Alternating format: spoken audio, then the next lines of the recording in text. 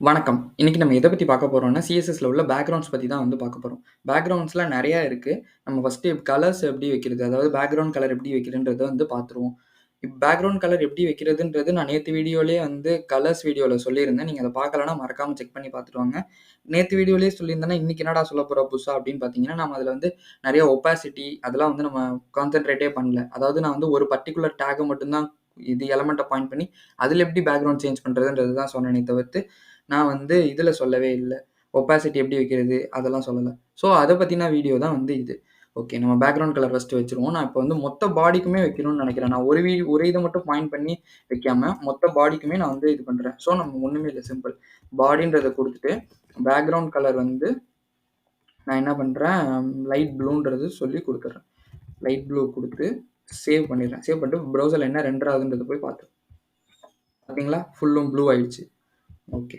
இப்ப நான் இதுல வந்து ஒப்பாசிட்டினா என்னன்றது நான் சொல்லணும். ஒப்பாசிட்டி வந்து 0.0லேருந்து 1.0 வரைக்கும் இருக்கு. 0.0ன்றது தான் இருக்கறதுலயே லோவான ஒண்ணு.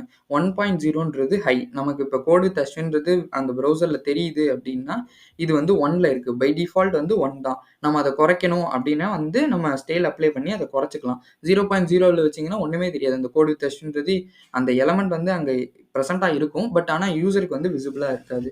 ஓகே. நம்ம இது எப்படி பண்றதுன்றத இப்ப வந்து பார்த்துருவோம். இப்ப நான் வந்து H1ல வச்சிருக்கேன். நான் சும்மா வந்து இன்லைன் ஸ்டைலிங்கே வந்து குடுத்துக்கிறேன். இல்லாட்டி வேணாம். நம்ம எப்பொழுதும் போல இதுவே பண்ணிடுவோம். இப்ப நான் வந்து div போட்டுடுறேன். div போட்டு இந்த divவ கட் பண்ணி, நான் இங்க வந்து இந்த H1ஓட சேர்த்து குடுத்துடுறேன். குளோஸ் பண்ணிடுறேன். இப்ப நான் இதுக்கு வந்து ஒரு கிளாஸ் நேம் வைக்கணும்.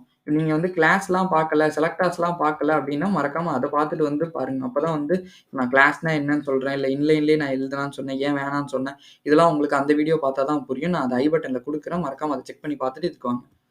கிளாஸ்ல நான் என்ன பண்றேன், ஃபர்ஸ்ட் அப்படின்னு வேணா வச்சுர்றேன். ஃபர்ஸ்ட்ன்றத வச்சுட்டு, நான் இங்க என்ன பண்றேன், அத வந்து செலக்ட் பண்றேன். div டாட் ஃபர்ஸ்ட் எடுத்துட்டு, நான் என்ன பண்றேன்னா, ஒப்பாசிட்டி வந்து 0.1ன்னு வச்சு சேவ் பண்ணிடுறேன். ப்ரௌசர்ல என்ன ரெண்டர் ஆகுதுன்றத போய் பார்த்துருவோம். ரெஃப்ரெஷ் பண்றேன். பார்த்தீங்களா? ரொம்ப லைட்டா தெரியுது. இப்ப நான் இந்த ஒப்பாசிட்டி வந்து இப்ப 0.1லேருந்து எடுத்துட்டு நான் 0.7 வைக்கிறேன்னு வச்சுக்கோங்களேன். கொஞ்சம் மைல்டா தெரியும் பாருங்க. பார்த்தீங்களா? இப்ப கொஞ்சம் ப்ராமினன்ட்டாவே தெரியுது. இப்ப நான் இத இன்னும் குறைச்சேன் 0.3க்கு குறைச்சு வச்சேன்னா, இன்னும் வந்து இதுவாயிடும். இந்த மாரி நம்ம வந்து ஒப்பாசிட்டிலாம் வந்து நம்ம கண்ட்ரோல் பண்ணிக்கலாம். இவ்வளோ தான் தெரியணும், இந்த இவ்வளோ தான் வேண்டாம் அப்படின்றதெல்லாம் இதுல வந்து கண்ட்ரோல் பண்ணிக்கலாம். இவ்வளோ தான் வந்து CSS பேக்கிரவுண்ட்ஸ்ல உள்ள கலர்ஸ். இதுல ஏதாவது டவுட் இருந்தா கண்டிப்பா கமெண்ட் பண்ணுங்க. வீடியோ புடிச்சிருந்தா லைக் அண்ட் ஷேர் பண்ணுங்க. சப்ஸ்கிரைப் பண்ண மறந்துறாதீங்க. தேங்க் யூ ஃபார் வாட்சிங் திஸ் வீடியோ.